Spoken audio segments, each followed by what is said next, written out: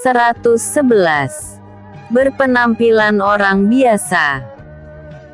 2 hari kemudian, Hans dan Robin, berikut 20 anak buahnya dipanggil pulang atas perintah Dion. Begitu juga dengan 10 orang mata-mata yang ditugaskan untuk mengawasi gerak-gerik Nenek Elina dan keluarganya itu. Karena tugas mereka sudah selesai, dan Nenek Elina pun sudah mendapatkan balasan setimpal, maka mereka seluruhnya dipanggil pulang, guna memperkuat pasukan pengawal yang ada di kota B, dan kota-kota lainnya. Pagi ini hari ketiga, di mana kehidupan Dion sudah normal kembali, tanpa ada gangguan atau kesibukan yang berarti. Bertepatan pula dengan hari libur, jadi Dion memutuskan untuk berkeliling kota B, juga pinggiran-pinggiran kota itu. Hans, hari ini aku ingin menjadi orang biasa, tanpa dikawal, tanpa diawasi dan lain sebagainya.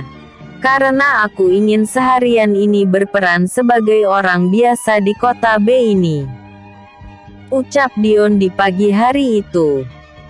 Mudah-mudahan daerah yang akan kukunjungi itu, orang-orangnya tidak mengenaliku, ucap Dion ketika memberi instruksi kepada Hans si tangan kilat. Apakah itu tidak membahayakan keselamatan Anda, Tuan Muda? Tanya Hans sedikit khawatir. Kau tenang saja. Aku bisa menjaga diri, jawab Dion enteng. Tapi Tuan, walau bagaimanapun, kami tetap akan mengawasi Tuan dari jauh. Karena bila terjadi sesuatu pada Tuan, maka kami yang akan disalahkan oleh Tuan Besar Birawa. Sanggah Hans semakin khawatir. Kalau begitu terserah kalian saja. Tapi ingat, kalian hanya boleh mengawasiku dari jauh, dan jangan datang sebelum aku panggil, ucap Dion pasrah. Siap Tuan Muda, jawab Hans senang. Dengan menggunakan pakaian biasa, hanya berkaos oblong, bersepatu juga biasa, Dion dengan senang hati menaiki mobil yang dikendarai oleh Hans. Sedang di sampingnya ada Robin. Sementara Dion lebih memilih untuk duduk di jok belakang saja. Tidak membutuhkan waktu lama, mereka sampai di kota B. Di tempat yang agak sepi, mobil yang ditumpangi oleh Dion itu pun berhenti. Begitu juga 9 mobil lainnya, yang berisi 50 orang pengawal. 50 pengawal itu, 3 diantaranya terdapat bumi, langit dan awan. Nama julukan yang diberikan oleh Hans pada anak buahnya yang kuat-kuat itu.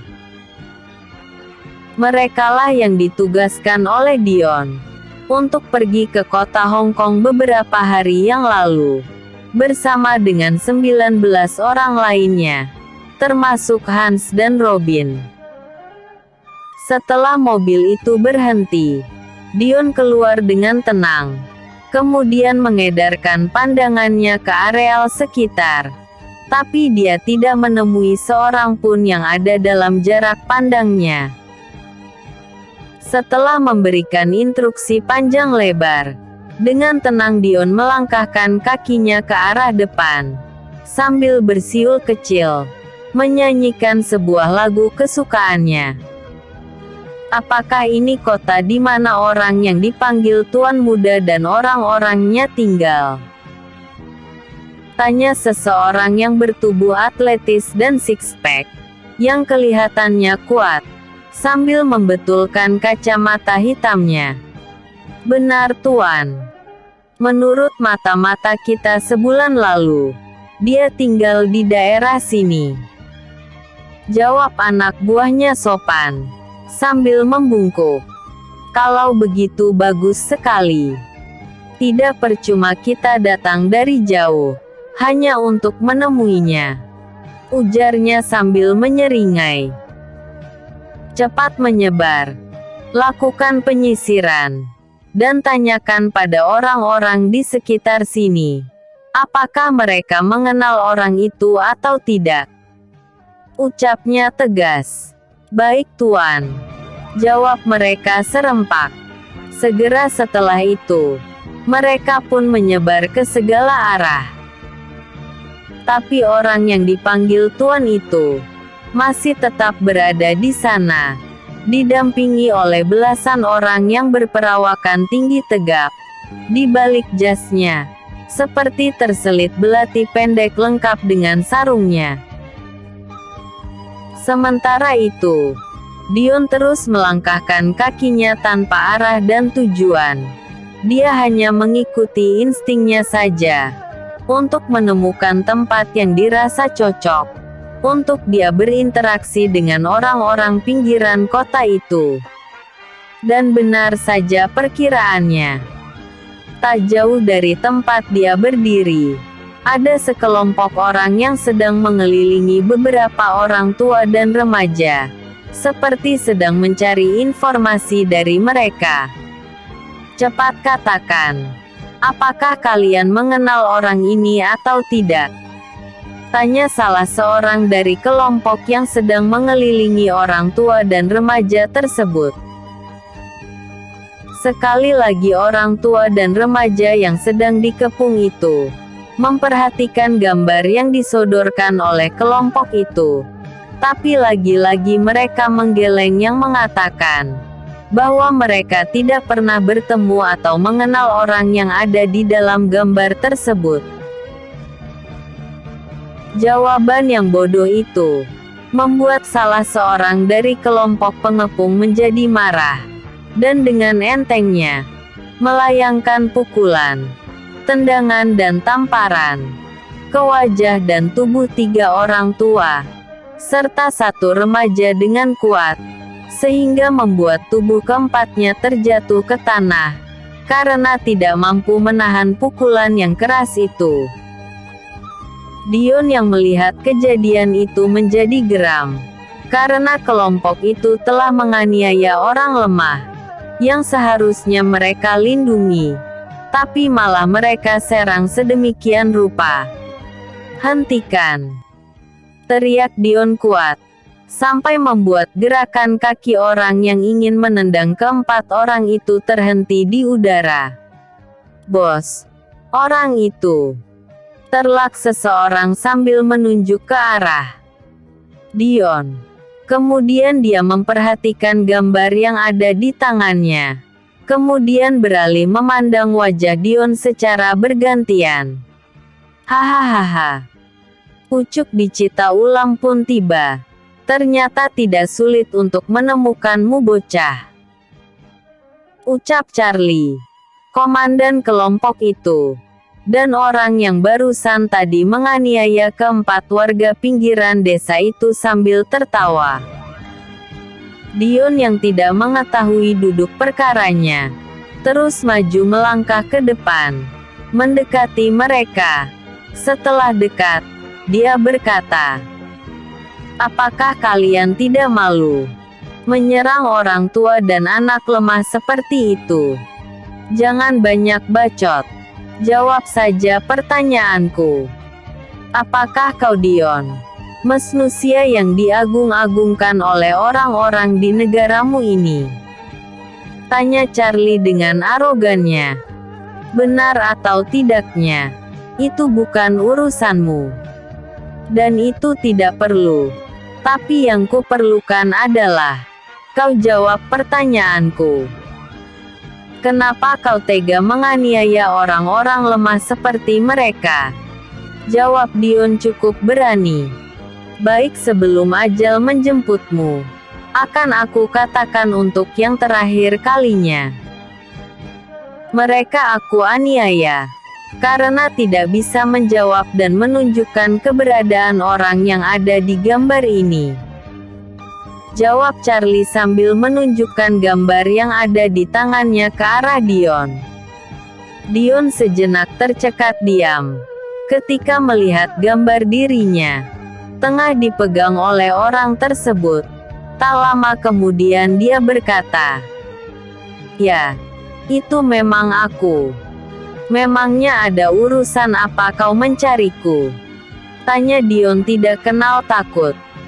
"Hahaha, tidak percuma kami datang jauh-jauh.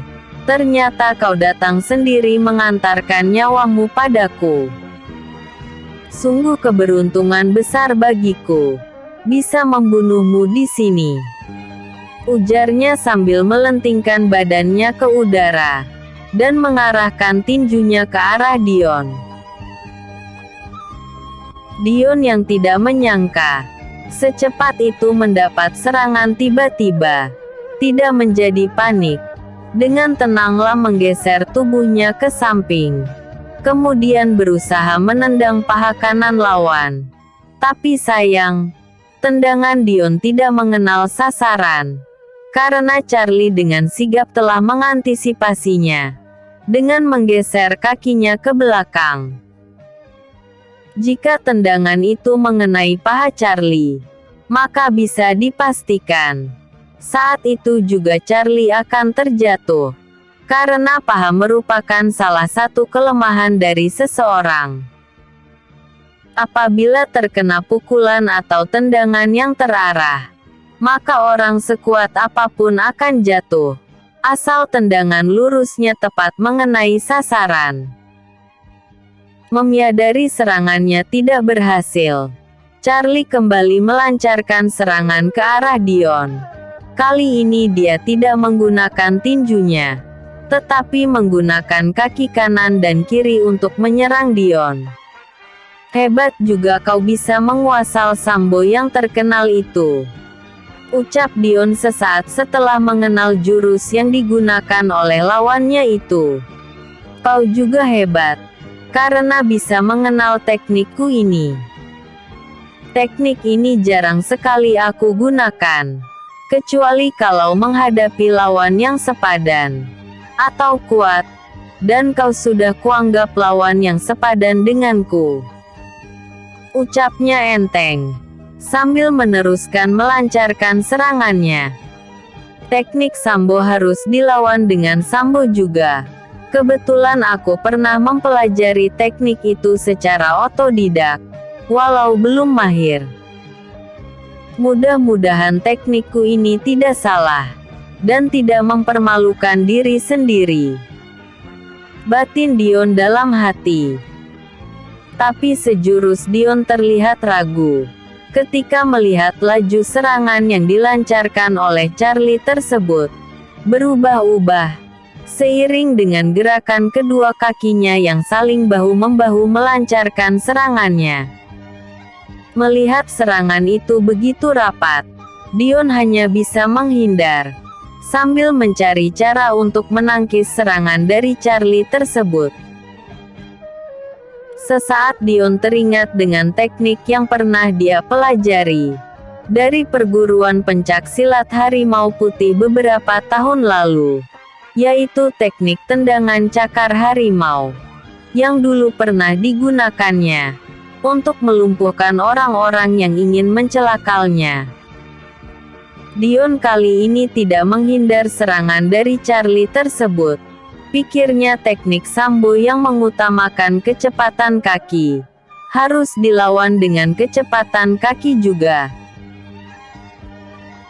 Dengan sigap Dion melancarkan tendangan lurus ke arah perut lawan, atau area sensitif lawan, dengan kekuatan penuh, dengan sikap kuda-kuda yang cukup kokoh, dan hentakan kaki yang juga kuat. Kemudian dipadukan dengan tendangan sabit dengan menggunakan kaki kiri, yang juga diarahkan ke perut lawan. Akibatnya perut Charlie menjadi sasaran kaki Dion. Tubuh Dion dan Charlie sama-sama terdorong ke belakang beberapa langkah, hingga membuat serangan mereka terhenti seketika. Serangan Dion tidak sempat dihindari oleh Charlie, hingga perutnya terkena tendangan yang cukup kuat, tapi belum bisa membuatnya tumbang. Dion pun tidak luput dari serangan itu. Bahu kirinya telak terkena tendangan menyilang yang dilancarkan oleh Charlie, hingga membuat tubuhnya terdorong ke samping. Untuk pertama kali sejak menjelma menjadi tuan muda kaya, Dion bisa terkena serangan lawan, dan ini tidak pernah disangka olehnya. Ini tak bisa dibiarkan. Kalau aku terus bermain-main, maka aku akan kalah, kata Dion dalam hati.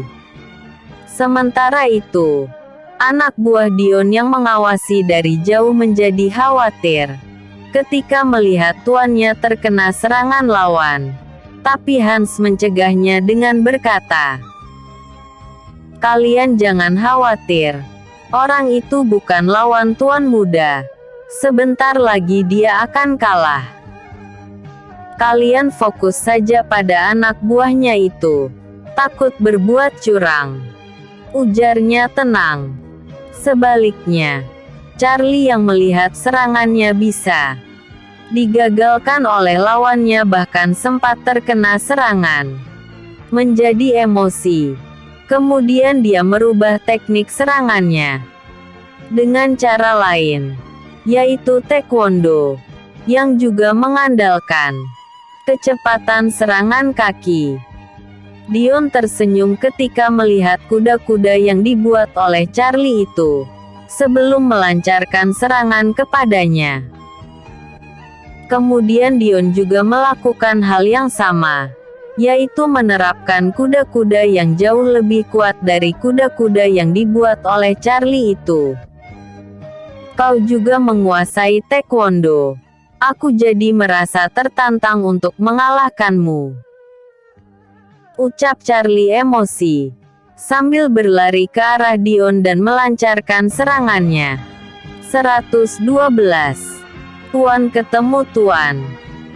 Sementara itu, orang yang dipanggil Tuan oleh anak buahnya itu saat ini tengah bergerak menuju lokasi pertarungan antara Dion dan anak buahnya.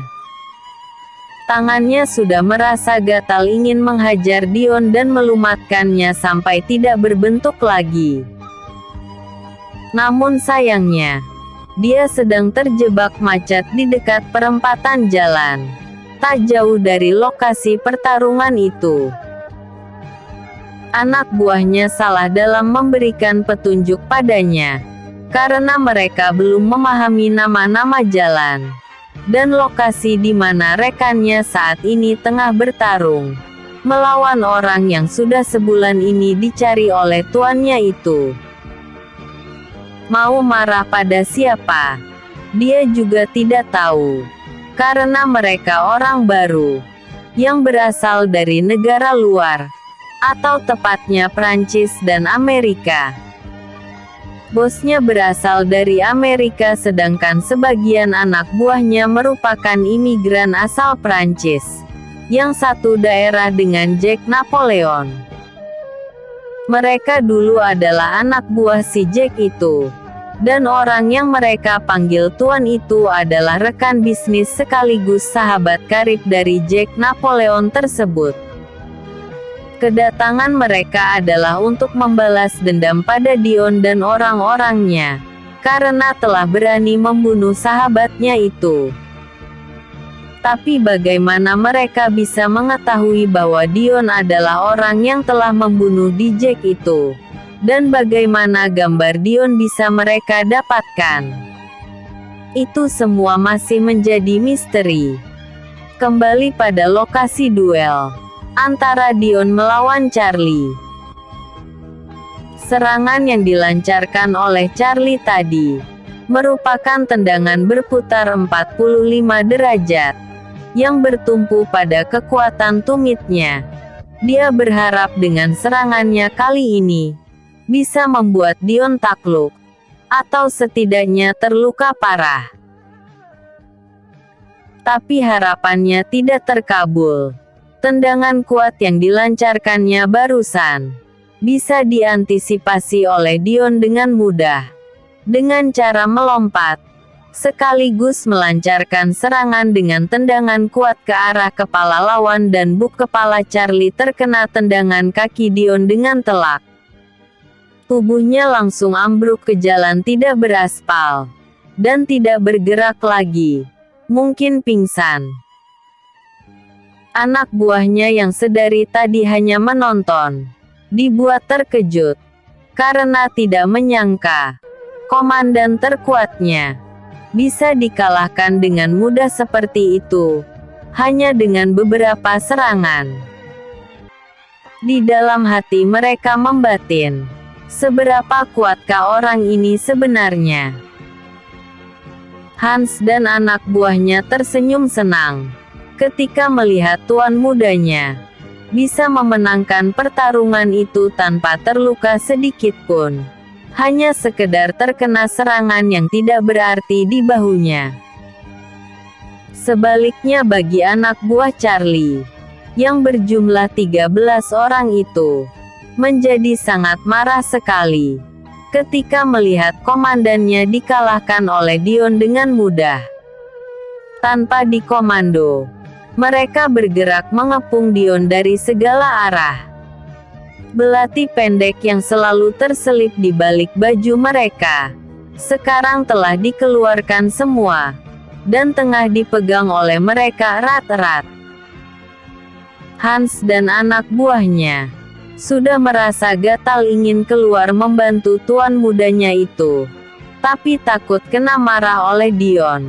Maka mereka lebih memilih menunggu dan melihat pertunjukan yang akan terjadi di depannya. Dion yang tengah terkepung itu tidak menunjukkan ekspresi takut sedikit pun. Walau sedang dikepung oleh 13 orang kuat, Dion masih santai-santai saja.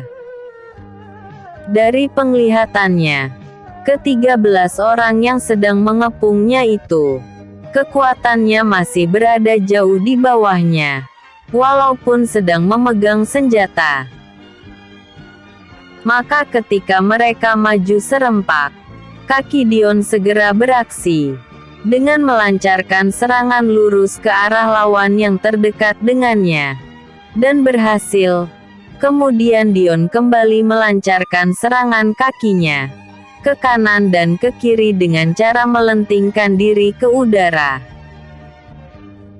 Tidak sampai di situ saja, tangan kanan dan kiri Dion juga beraksi, dengan melancarkan pukulan yang cukup kuat ke dada lawan. Tak lupa pula, Dion juga menggunakan teknik cakar harimau yang pernah dipelajarinya dulu, untuk melumpuhkan lawannya. Hasilnya adalah, 9 dari 13 penyerangnya itu, sekarang sedang terkapar di tanah, mengerang kesakitan. Akibat terkena serangan dari Dion itu, belati pendek yang dipegang mereka tadi bertaburan kemana-mana, tanpa sempat mereka gunakan untuk menyerang. Sekarang tinggal 4 orang lagi yang tersisa, dan yang masih berdiri. Melihat 9 rekannya bisa dikalahkan dengan mudah oleh Dion, membuat rasa takut dan gentar mereka timbul. Kemudian berusaha untuk kabur dengan saling memberi kode untuk lari. Tapi sebelum itu terjadi, Dion melentingkan tubuhnya ke arah salah seorang dari mereka, dengan mengarahkan tendangan melompat yang sangat kuat ke arah lawan. Rencana Dion setelah ini adalah akan melancarkan serangan berputar untuk melumpuhkan lawan yang ada di sebelah kirinya itu. Tapi sebelum serangan itu mengenai lawan, tiba-tiba berkesiur angin yang cukup kencang dari samping Dion, seperti ada orang yang tengah melancarkan serangan kuat padanya. Menyadari serangan itu cukup berbahaya dan mematikan, Dion membatalkan serangannya dan melompat ke belakang dengan cara bersalto di udara. Setelah Dion menginjakkan kakinya di tanah, di depannya berdiri seorang laki-laki kisaran 30 tahun, dengan tubuh yang atletis dan six-pack, sedang memandang dengan sorot mata penuh dendam dan amarah ke arah Dion. Dalam beberapa detik, tidak ada yang bersuara di antara mereka. Kesempatan itu digunakan oleh Dion untuk mengatur nafasnya yang sedikit memburu. Matanya juga sempat mengitari lokasi tersebut. Di situ dia mendapati ada puluhan orang yang berdiri di belakang orang yang tadi menyerangnya itu. Mungkin mereka adalah anak buah dari orang yang berdiri di depan. Setelah berlalu beberapa saat, akhirnya terdengar suara dari mulut orang yang tadi menyerangnya itu, dengan berkata, "Ternyata apa yang dikatakan oleh orang-orang sedunia tentangmu tidak salah. Dengan mengalahkan orang terkuatku, berarti kau memang benar-benar kuat. Apalagi setelah kau mampu melumpuhkan 9 orang terkuat lainnya dengan mudah. Dari penglihatan mereka, kau memang terlihat kuat, tapi di mataku, kau hanya sampah. Dengan sekali tiup, akan beterbangan ke udara." Ucapnya memprovokasi dan merendahkan Dion sedemikian rupa. Dion yang sudah kenyang makan asam garam kerasnya. Jalanan dan kehidupan tidak terpancing atau terprovokasi dengan ucapan orang itu. Dia hanya tersenyum sinis ketika mendengarnya, dan memandang kelompok orang-orang tersebut, apalagi yang menjadi bosnya itu, dengan tatapan meremehkan. Sikap Dion yang tidak terpancing atau terprovokasi oleh ucapannya itu, membuat Gordon, nama orang yang dipanggil Tuan itu, menjadi marah. Lalu berkata, "Kalau kau mau bersujud 3 kali di depanku, maka aku akan mempertimbangkan nyawamu. Masih berhak tinggal atau tidak di tubuh lemahmu itu." Ucapnya semakin merendahkan Dion. "Apakah kau sudah merasa seperti penguasa yang menganggap diri tidak terkalahkan?" Balas Dion tidak senang, lalu berkata lagi, "Apakah kau tidak pernah mendengar pepatah, di atas langit masih ada langit?" Jawab Dion tenang tapi sedikit emosi. Kemudian sambung menyambung melanjutkan berkata, "Apa keperluanmu mencariku, sampai dibela-bela datang ke negaraku ini? Apakah kau kesini ingin mengantarkan nyawa atau menyatakan tunduk padaku?" Balas Dion tidak kalah gertak. "Kurang ajar. Kau pikir kau siapa? Hah?" teriak Gordon sengit dan kasar. "Aku adalah Dion. Orang yang akan mencabut nyawa busukmu itu. Dan orang yang telah membinasakan mafia legendaris, yang menjadi buronan dunia." Balas Dion tak kalah sengit. "Ternyata kau orangnya, yang telah membunuh sahabat terbaikku Jack Napoleon itu. Kau tahu, perbuatanmu itu tidak akan aku ampuni walau kau sampai menangis darah sekalipun." Teriak Gordon marah. "Diampuni atau tidak, itu tergantung dari keputusanku, juga dari sikapmu. Kalau kau mau merendah dan pergi dari negaraku, maka aku tidak akan mengganggumu. Tapi jika kau masih tetap membandel, jangan salahkan aku, jika disinilah kuburanmu." Hahaha. "Baru kali ini aku mendapatkan ancaman dari orang lemah sepertimu. Aku Gordon, orang yang tidak pernah terkalahkan di negaraku. Aku adalah juara dalam setiap pertarungan yang diadakan di sana, baik resmi maupun tidak resmi. Oh, cukup hebat juga ternyata. Aku jadi ngeri mendengarnya." Ledek Dion sambil mengekspresikan ketakutannya yang dibuat-buat. Bangsat kau!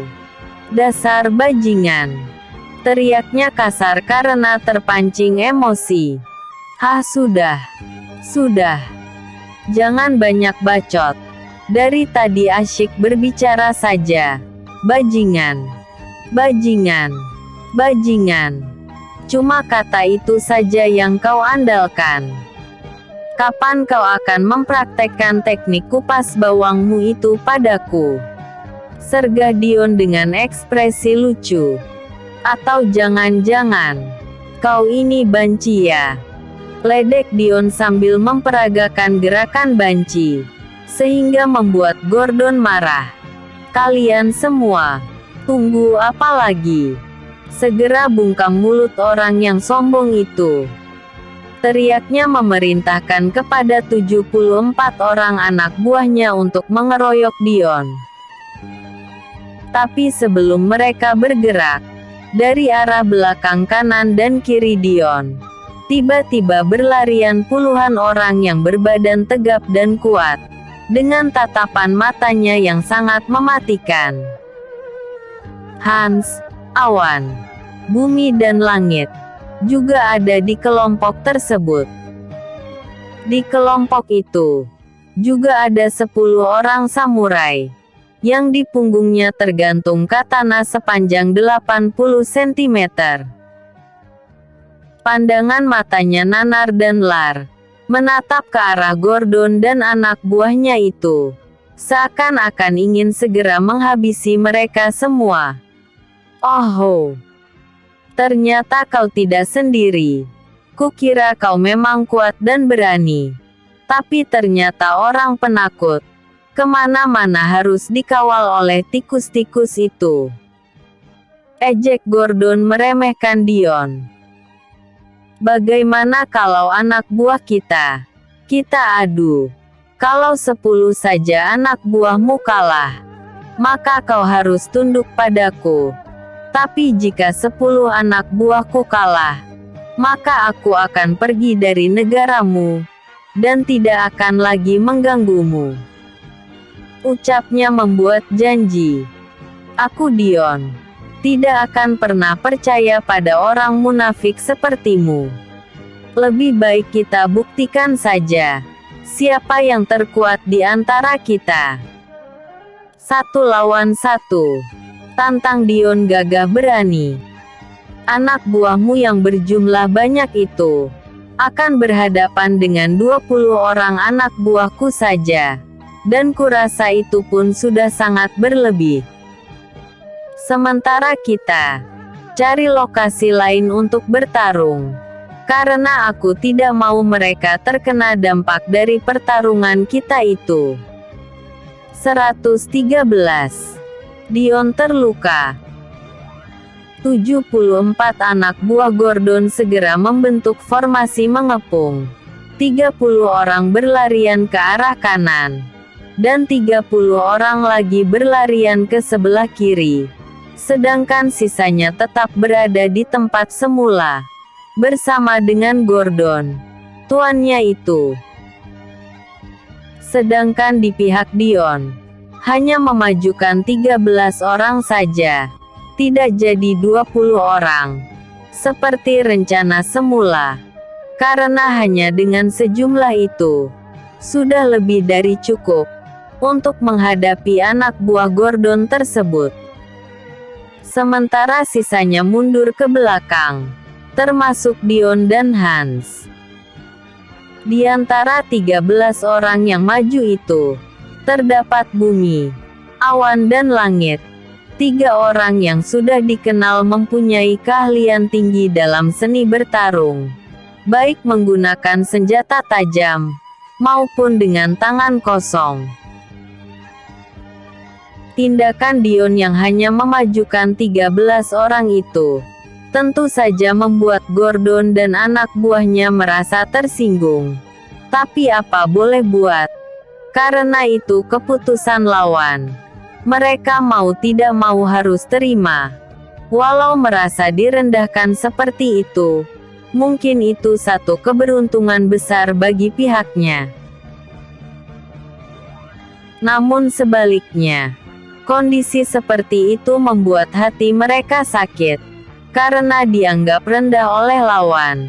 Hingga tanpa sadar, tangan mereka bergetar, gigi saling bertaut, hati dongkol, mata memerah, dan kaki sudah tidak sabar ingin berlari, agar bisa segera melampiaskan sakit hatinya pada orang yang telah meremehkannya itu. Tiba-tiba, serang dan hancurkan kesombongan mereka, teriak seorang komandan bawahan Gordon dengan antusias. Segera setelah itu, puluhan orang meluruh ke arah 13 anak buah Dion tersebut, tapi mereka malah tenang-tenang saja. Barulah setelah penyerang tersebut dekat, Langit sebagai komandan tertinggi dalam tim itu segera memerintahkan kepada rekan-rekannya untuk bergerak. Pertarungan segera pecah di antara mereka. Bumi, awan dan langit bahu-membahu saling bergantian memimpin jalannya pertarungan itu. Di suatu kesempatan, serangan ganda tangan kiri dan kanan awan berhasil merobohkan dua orang yang mencoba membokongnya dari samping, ketika dia sedang melancarkan serangan kakinya ke arah dada lawan. Serangan yang mendadak itu tentu saja membuat dua penyerangnya terpental ke belakang, dengan dada remuk dan mati seketika. Sementara lawannya yang lain terkena tendangan kuat di ulu hati, hingga membuatnya terdorong dan langsung ambruk ke tanah. Mati. Bumi begitu juga. Serangan cepatnya tidak mampu diantisipasi oleh lawan-lawannya. Mereka bagai semut yang mendatangi api. Belum sempat lari sudah terkena pukulan, tendangan dan tamparan mematikan dari lawan yang dihadapinya. Banyak di antara mereka langsung terkapar di tanah dan tidak bergerak lagi. Langsung mati. Sementara di bagian langit, dengan entengnya dia menangkis, mengelak dan menyerang lawan dengan pukulan yang sangat mematikan. Baginya, lawan-lawannya itu hanya sekumpulan sampah yang tidak berguna.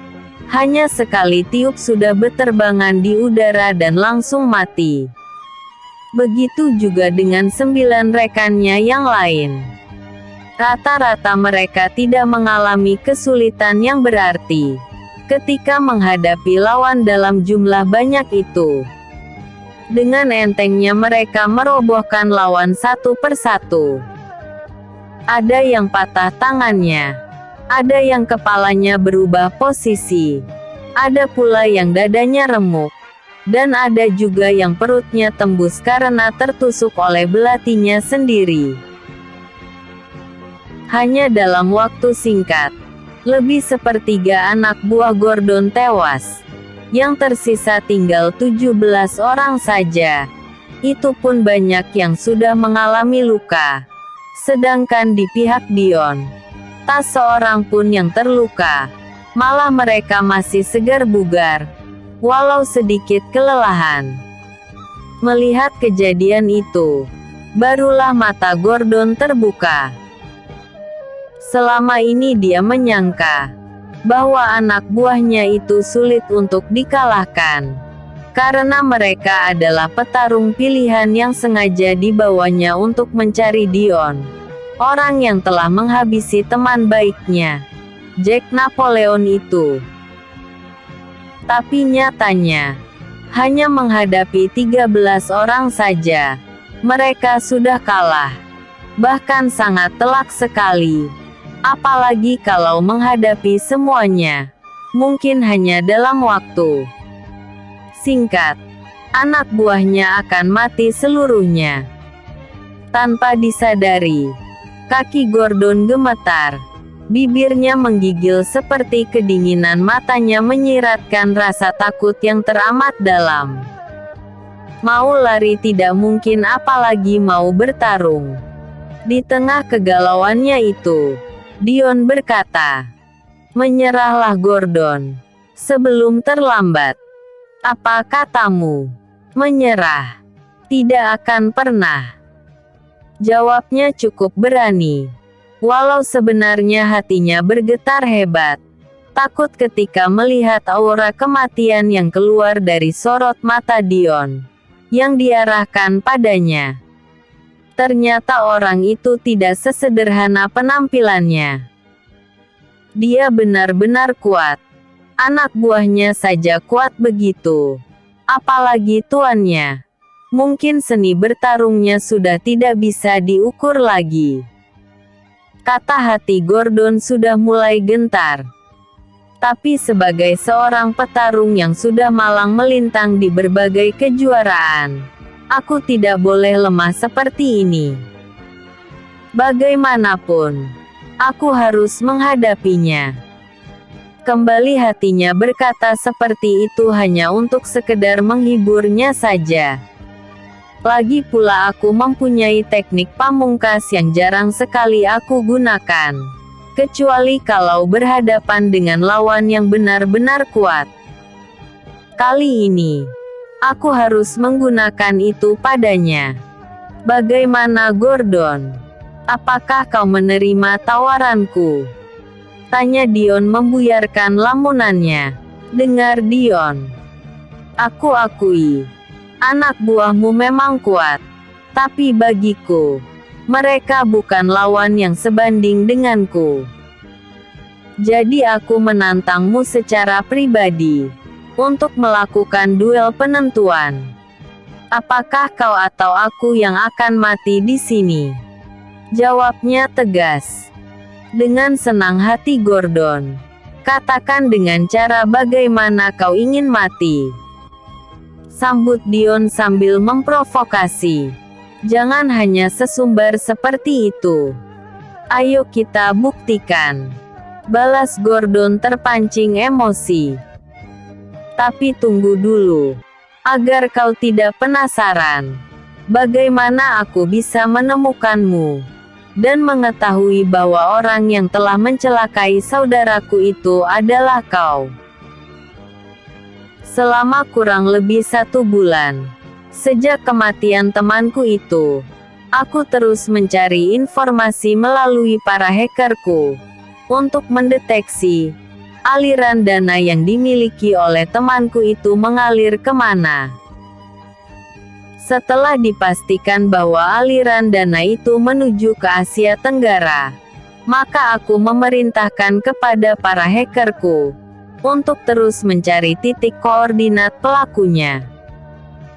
Dengan usaha yang maksimal dan cukup lama, akhirnya anak buahku menemukan titik koordinatnya. Dan itu mengarah padamu. Karena kau merupakan orang yang sudah terkenal di dunia. Tentu saja gambar dan videomu bertebaran di dunia maya. Dari situlah kami mengambil salah satu gambarmu itu dan mencocokkannya denganmu sekarang. Tapi tidak kusangka, begitu ingin meretas akun pribadi bankmu, hackerku tidak mampu menembus sistem pertahanannya. Bahkan sistem pertahanan para hackerku berhasil kalian hancurkan. Jadi tahniah buat orang-orangmu itu. Jadi sekarang, aku ingin mendengar alasanmu. Kenapa kau membunuh dan merampok seluruh aset dan kekayaan temanku itu? Aku di sini bukan untuk berceramah sepertimu Gordon, tapi untuk membungkam mulut sombongmu itu. Jawab Dion ketus. Mengenai penasaranmu itu, nanti bisa kau tanyakan kepada temanmu itu di neraka. Oke. Ledek Dion cukup mengena. Iya. Tanpa aba-aba lagi, Gordon menyerang Dion yang berjarak hanya 3 meter darinya itu.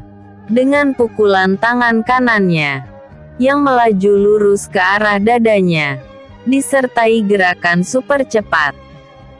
Sesaat Dion terkesiap ketika melihat teknik yang digunakan oleh Gordon itu.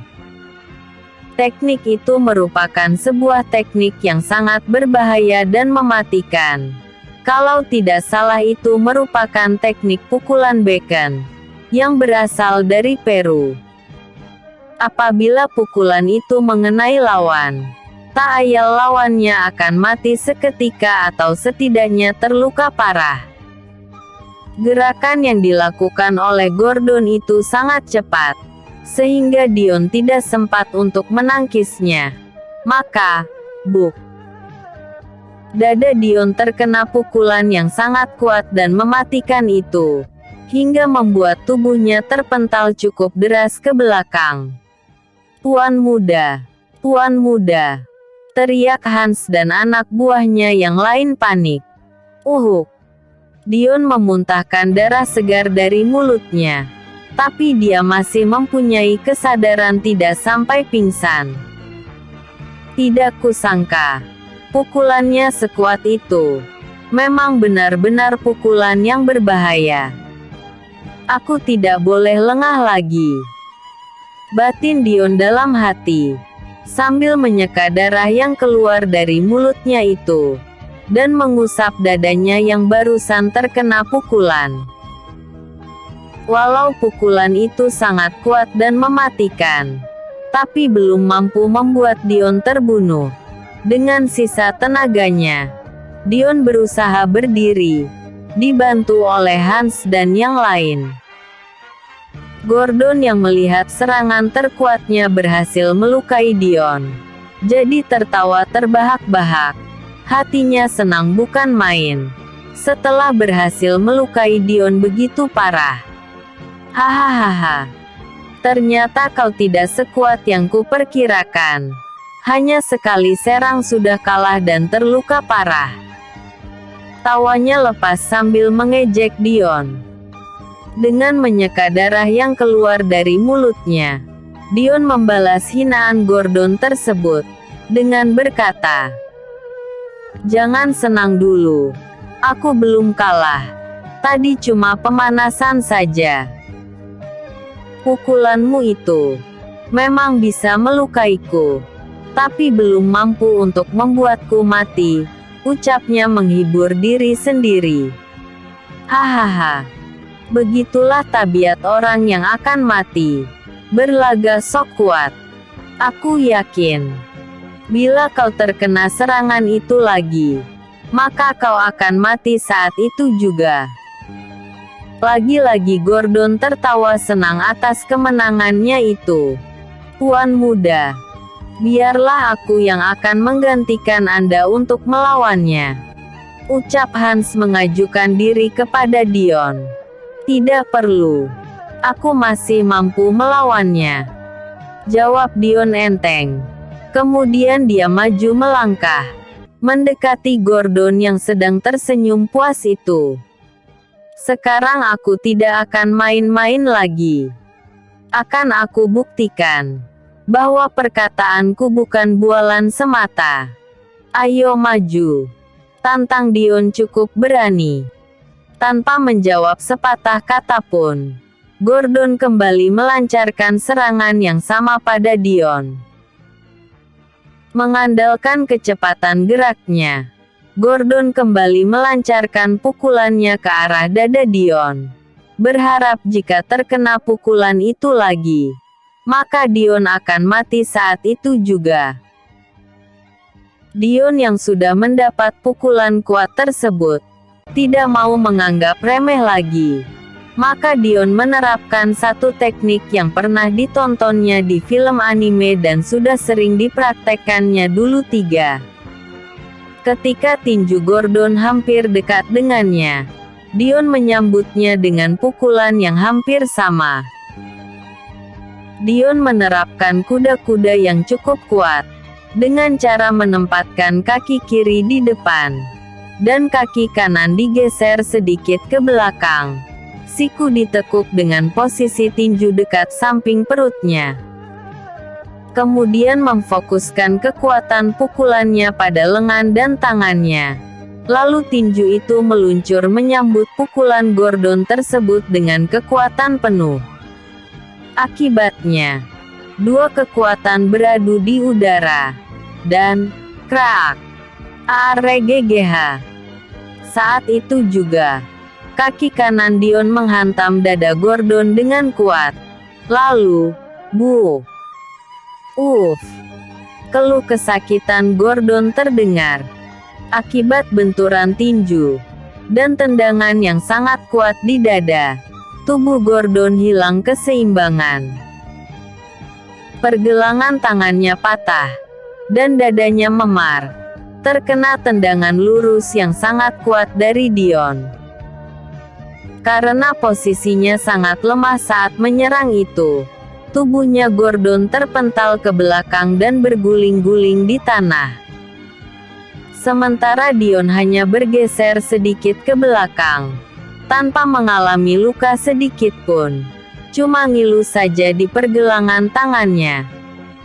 Sekarang keadaan mereka seri 1-1. Gordon yang tidak menyangka serangannya mampu ditangkis oleh Dion dengan pukulan yang hampir sama, menjadi terkejut, sampai lupa ada darah yang keluar dari mulutnya itu. Kini anak buahnya pula yang panik ketika melihat tuan mereka terluka lebih parah dari lawannya itu. Serentak mereka ingin maju menghajar Dion, tapi langkah mereka terhenti ketika melihat awan, langit dan bumi maju untuk menghadang mereka. Seketika niat untuk menyerang Dion mereka urungkan begitu saja. Bersambung ke episode 114. Tendangan Maut.